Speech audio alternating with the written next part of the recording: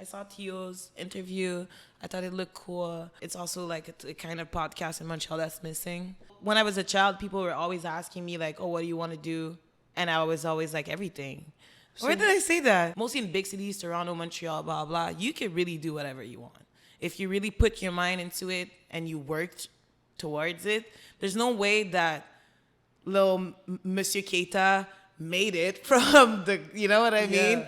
And I can do it. It's impossible. So that's what I mean by free game. In this lifetime, I feel like if my folks are not even multimillionaire, they still made a multimillionaire journey. Mansa in the house once again. What's up?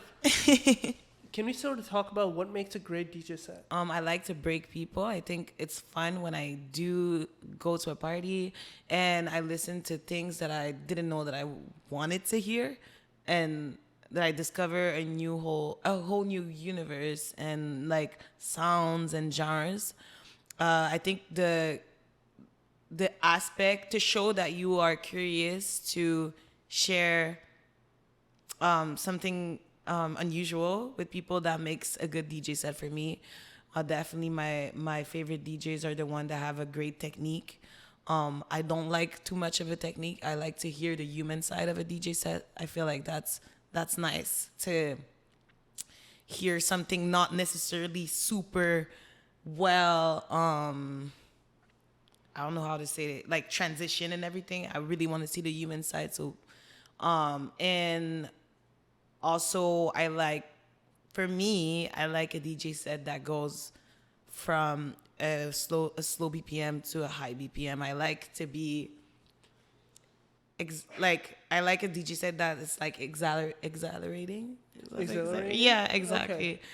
Okay. The idea, and you're just like, it's just like, oh my God, like kind of wow. like a fucking epiphany. Like, what the fuck? This was so good, right? So, yeah, I think the surprise, the element of surprise, the technique, and the culminating energy makes a good DJ set. Do you, when you go out and someone else is DJing, are you consciously like, I can play that better, or not necessarily I can play that better, or you could mix this song with that song, or you can like. I tend to hear more errors than thinking that I could do a transition better. Gotcha. I think more what would be my train of thoughts, instead of like, oh, I think I could do that better, would be like, I think they could have done that better that way, or like this person was too quick to do that transition, or this person was like too shy when they did that. You know what I mean? Like, I kind of analyze more the style and their technique more than it's more for them, right? It's like, okay. Cause I don't go out really often, and honestly, when I do go out, it's rare that I go places where it's like really like, it's more like casual DJs. It's like I don't really go out to parties that I know that, let's say, the technique is gonna be on point and blah blah. You know what I mean? So, yeah. Is there any specific thing that you personally think consciously you're trying to tell people from your music? Kind of. I think the main energy that I'm trying to like give to people would be the just fuck it up energy, like go wild. You know what I mean? Hi. That's my roommate. Like, go wild, be yourself, like pop your ass, dance, I don't know, like do cartwheels, do whatever you want to do, right? So that's mostly the message I'm trying to like, just be free. This is a safe space. We're dancing, we're having a moment of our life. So another thing, and I'm going to quote you, because you said, my parents are from villages far in Mali, and I've seen them grind my whole life. So to be raised by ultimate hustlers as first generation in a Western country is like a free game, really. Yeah. So, where did I say that? I don't know. But I did say that. Yeah. I did say that. That's crazy. What does that mean? It means like, I don't know, like it's just some people that will do steps before you, and they'll teach you the free game. And depending on where you are in the world or in your journey, it can help so much. Meaning, like, to see my parents, they came from villages like 7 hours from the capital of Mali, which is Bamako, and we're the first generation. So they came here, and we grew up in Montreal, Côte des Neiges, and then moved outside in the suburbs. They got a house type of shit. And like, you just see how I went to their village. So to see where they're from to where they are, it's like, it's like crazy, you know? So me that is born here, that have all the privileges in the world, even if I don't have all the privileges in the world, I still have a lot of privilege. So to me, to say that it's free game, it's because it's so easy. Now it's just so easy, but you just have to make the right moves and really take advantage of what you're being offered, right, by this life. So that's what more I was saying. Like, here in Canada, mostly mostly in big cities, Toronto, Montreal, blah blah, you can really do whatever you want if you really put your mind into it and you worked towards it. There's no way that little Monsieur Keita made it from the, you know what I mean? Yeah. And I can do it. It's impossible. So that's what I mean by free game. It's like, it's not even a free game like you need to tell me something. It's things you see and you're like, it's motivating. It's just inspiring, right? Right, consciously and subconsciously, you're getting motivated by your parents. Exactly. And I'm motivated as a first generation to do better. Because that's not even like, in this lifetime, I feel like if my folks are not even multimillionaire, they still made a multimillionaire journey, right? Interesting. I didn't have to do the journey to come here, but I can make the million. Because I didn't have to do all they had to do. They have one life in 40 years. They could probably have been millionaires, you know what I mean? Multimillionaires. But the journey is, let's say 80% of the people couldn't do that journey. Mm-hmm. A lot of people would have stayed there or even made it from the village to like decent, wealthy, correct in the capital of Mali. Not all the way to Canada. Is there one thing or one event that your parents have told you that occurred in their life which really motivates you? Not really, honestly. It's just seeing them. They were, my parents really taught me how to be this really fighting person. Like, not in a bad way, Right, but like, yeah. just fight through all storms that comes to you. Like, they've always showed me what is resilience.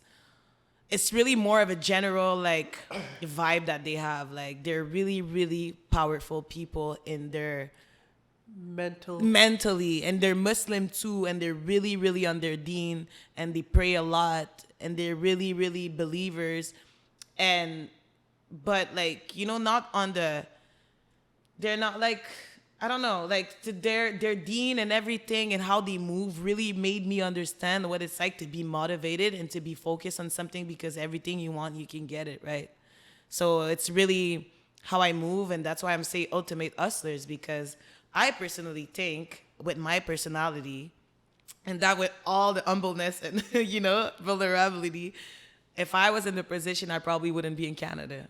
You know what I mean? Yeah. Yeah, honestly speaking, I'm a first-gen immigrant too. And where are you from? From Pakistan. Okay, yeah. Yeah. And honestly speaking, when I think about what my parents did, moved and changed, like my parents had everything in Pakistan. They sold everything, came to Canada, started a new business, gave us everything that we have. I personally don't think we, or me specifically, can do that. Right? And but the question that I'm trying to get towards is like, why do you think the previous generation was able to make so many sacrifices, whereas us, I guess I'm generalizing. Why do you think we are not? Why we don't think that we're capable? You want to go? No, you're good. Okay, perfect. I feel like it's more of a question of distractions also. Like, we have so many, like, since I am born in 1996, so all my life I grew up with the appearance of internet, and then other things that distract us, and then we get into pop culture, we get into anything, we get like kind of hypnotized by stuff that distracts us really from a goal. And whereas when you come from a village and you have no distraction, you have no TV, you have no electricity, you have to go get your water every morning, do your prayers, have 10 brothers and sisters that you need to feed, you need to kill an animal with your own hands. You know what I mean? It's more, this is life, this is survival. And it helps you more to see that somewhere in France, in Canada, blah, blah, you will get the life, you would get but every step you have to take is clearer. While here, I know that if I want to get, let's say, next year at the Grammys, I have to put in work, I have to go to the studio, I have to wake up, have a good hygiene, not drink too much, not party too much. But then there's distraction. Mm-hmm. There's too much distraction. I can do it if I'm really a disciplined person, but with the struggle comes discipline, because you don't want to stay in struggle. And you see it clearly in your head and you know exactly what you have to do. But here we're so privileged. So, you know what I mean? It's like a different mentality. Like, it's easy to get unfocused here. And that's why I feel like if I was in that generation, I could probably do it. But then I feel like my person also comes from the inspiration of them and everything that came. So that's why I'm like, with the generation we're in right now, and with let's say if I was the same person now without the mentoring of my parents, I would probably have stayed there, because I would be distracted and lazy and no real models that showed me how to do it at first, right? I think you brought up a really good point about distractions and the focus. I think I keep saying we lack focus. By that, what I mean is, it's just from my experience. Love my friends, love the people around me, but I think the people that are in similar age, we have this, like, we cannot really focus for too long. We get distracted really easily. Do you think, and honestly speaking, I feel like if we didn't have the distractions and we were able to focus really fast without those distractions or for long, we would be able to make those sacrifices and the changes that our parents did. Do you think distractions is our fault? I think it's a mix of like society and also like victimization. I think, yes, society will bring us anything to distract us. Let's say, like in the party scene or the music scene, like everything is just made to be like, everything that comes with it is to distract you. So let's say a good party or a good concert will come with the music at first. The music is the art, but then comes the drugs, comes the alcohol, come the late nights, come the blah, blah. So it's still a choice. We still have free will to decide if we partake in it or if we don't. But most of us will partake in it, because it comes with it. So yes, it's a decision. It's a decision, and it's our fault in our way. You get to decide if you want to be disciplined, but then think of all your friends that are really disciplined or really like, nah, man, I can't do this. Tomorrow I have blah, blah. Yeah, of course, you're like, well, you're missing out. But then sometimes I kind of wish I was like them, because I would get so many shit done. Like, so many shit done. But then you have to be kind of like disciplined mentally. And that's everybody's like free will to do so, So yeah, I kind of feel like it's my fault when I decide to party until 6 a.m. when I know that I have a shoot at 3 p.m., I could get more shit done. I could have woken up, go to the gym, eat a good meal, go to the shoot, and then be energized instead of like wake up at 1:30, know that my shoot is at 3, hurry the fuck up, I haven't ate, I'm hungry, I'm grumpy, I'm tired, come back from my shoot, go to sleep, wake up at like 7, miss my whole day. And then the next day I'm like, fuck, I should have done, I had shit to do yesterday that I didn't do because I partied. But isn't it, you know what I mean? Yeah, okay.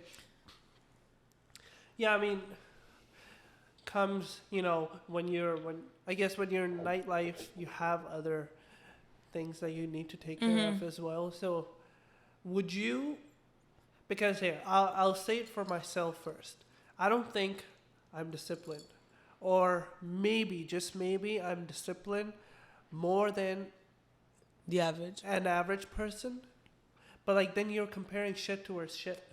Yeah.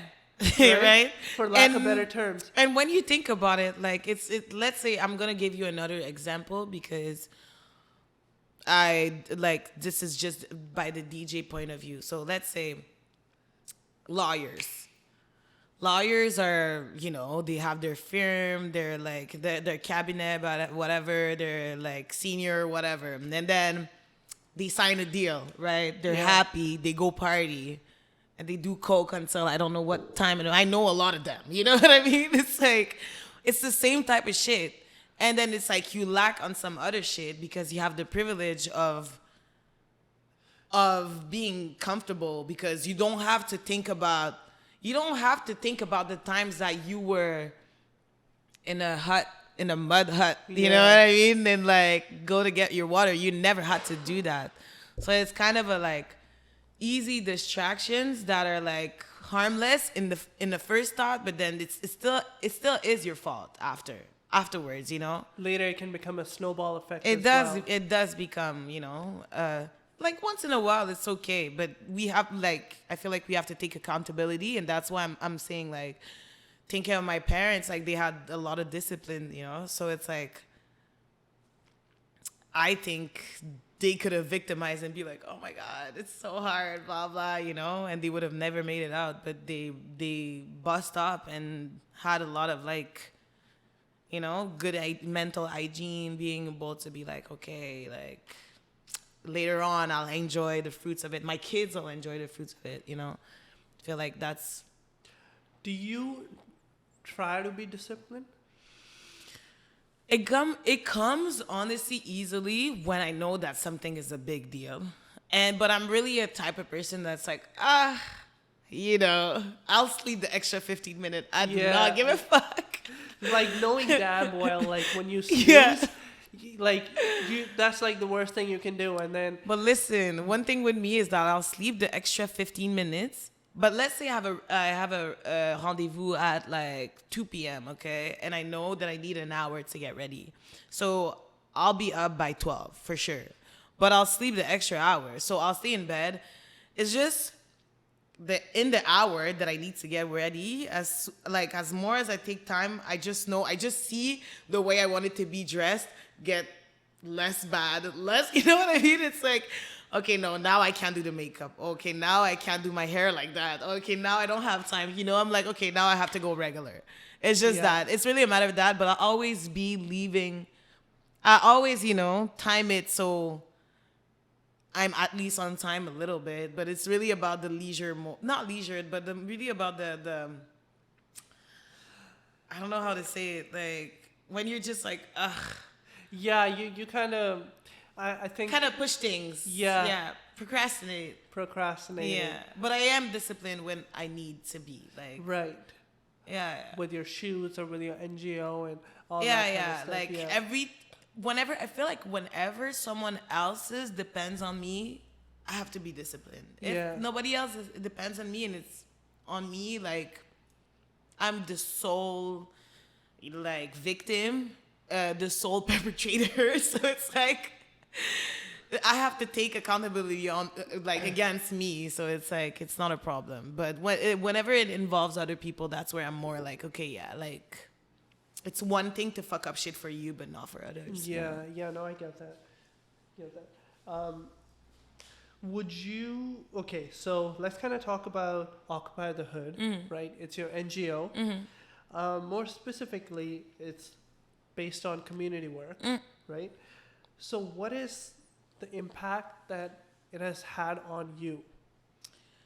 I think growing up, I was really solo child. Like all my family could say that I was really like a child that was always alone, and like even like in friend groups, I was always like, kind of isolated person. Even in my everyday life too, I'm kind of an isolated person. But having Occupy the Hood helped me understand a lot of different people, different journeys, made me understand what is a sense of community, to know that you have people behind you that will help you, that will be there for you in other ways, no matter what. So that helped me with that, like knowing that you have a like second family, a second home, a second, tribe. It helped me also develop my intersectionality with like in feminism, in also like the nuance in racism, in transphobia, and homophobia, and a lot of other topics, which I didn't have the range before, but it helps you disconstruct, because we all have to disconstruct on some stuff.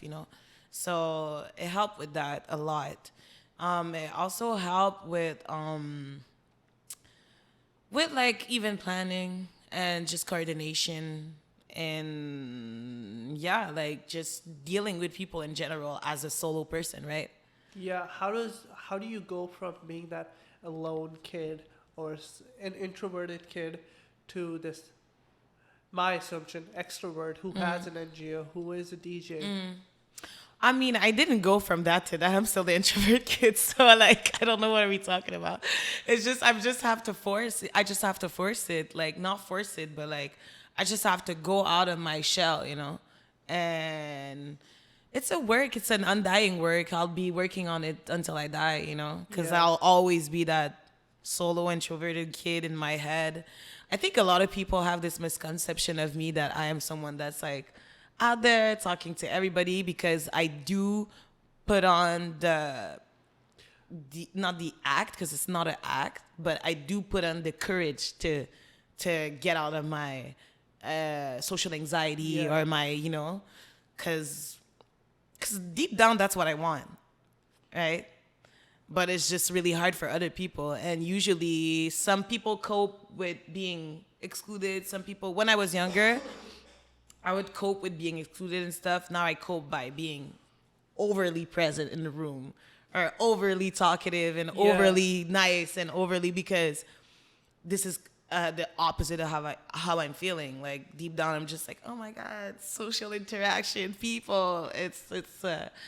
It's draining, but you wouldn't know that if I didn't told you that, right? Yeah, yeah. But I didn't go from that. I didn't. It's just I also have, like I said, I had a urge to express myself, and so I wasn't expecting this popularity of it. It was really from the heart, and yeah, I still struggle to this day to deal with it, because it's like, damn, it's overwhelming. Yeah, no. I mean, shout out to you for having that courage. Thanks. Because a lot of people want to have that. They want to. You usually don't want to be. Okay, how do I put this? Like when you are, I guess, a creative or someone specifically who's in nightlife, you cannot really be an introvert, because people don't really want to see that, right? So if you have dreams of becoming a DJ, for example, you have to have enough courage and need to like continuously practice to sort of not be who you really are. I completely agree. Someone told me like couple of months ago, one thing with you, Mansa, you're fun and everything, but we need to know more about your personality. Like, who are you? And I'm like, and it really stuck with me, because I was like, damn, like I feel like I'm showing a little bit of who I am, but then I realized like not really. Like I'm still kind of removed, and it pushed me to get more out there and to talk to more people, and to like create a sense of like, oh yeah, no, I know Mansa, she's like that.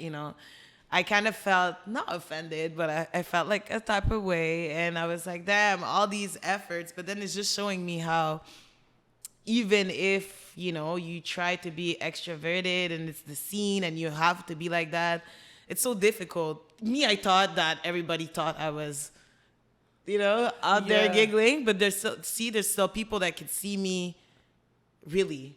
And they're like, we don't really know who you are. And I'm like, damn, that's deep.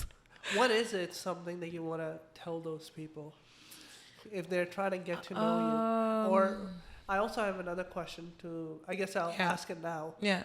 The questions that I sent you, they were so we could have a more personable conversation.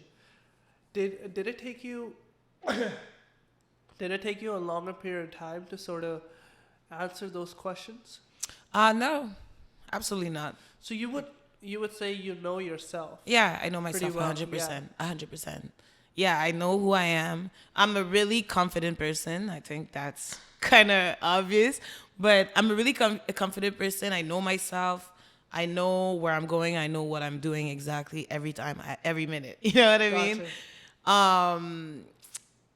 Yeah, I think one, like I told you, like there's a few misconceptions about me.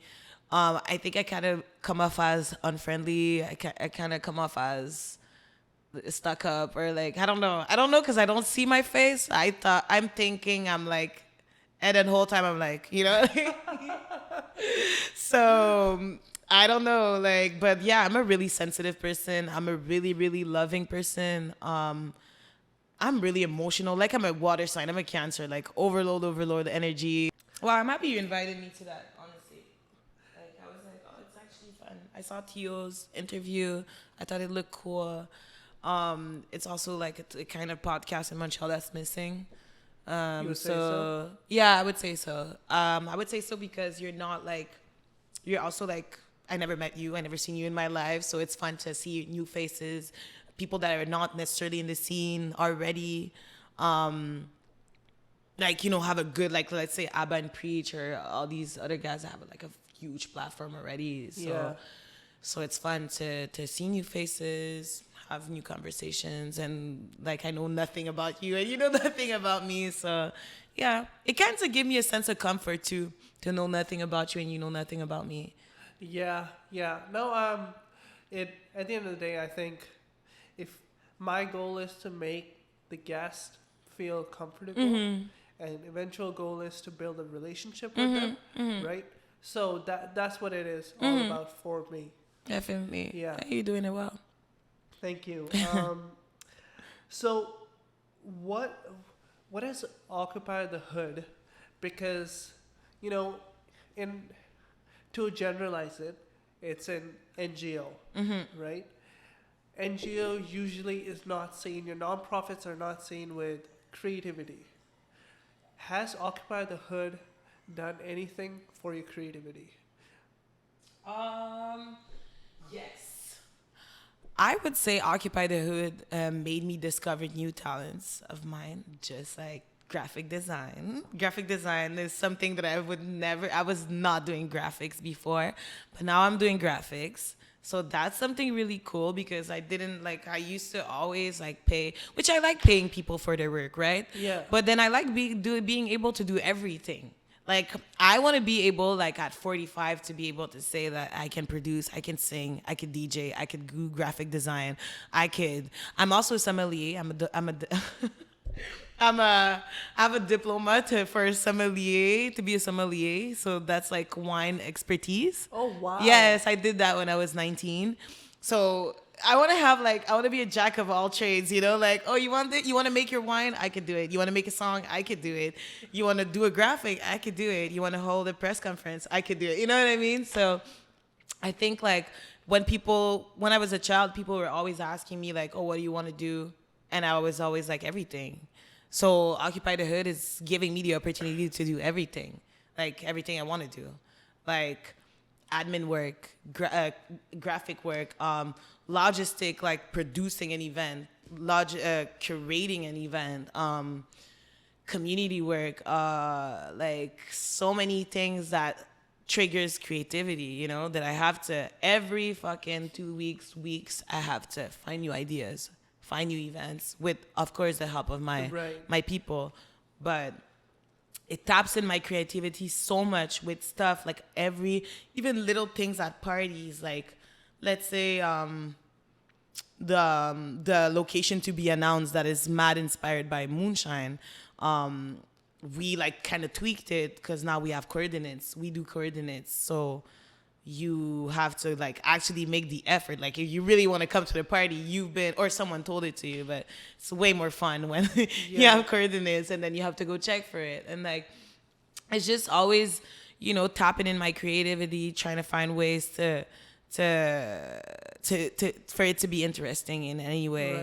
Right. Whether it's visually, like you see a flyer and it's like striking, it's like bubbles and stuff and other stuff. So yeah, it really helped with that. Like musically, I'm undyingly fucking creative anyways with that. So I didn't really need it to occupy for that. I think there's many other factors in my life that forced me to be more creative, more than occupy. But on the curation aspect, yes, I could say that for others and for the greater good of the NPO, yes, it really helped me to like develop more. Yeah. Discover yourself even further. Absolutely, right? and what I could do, and for others.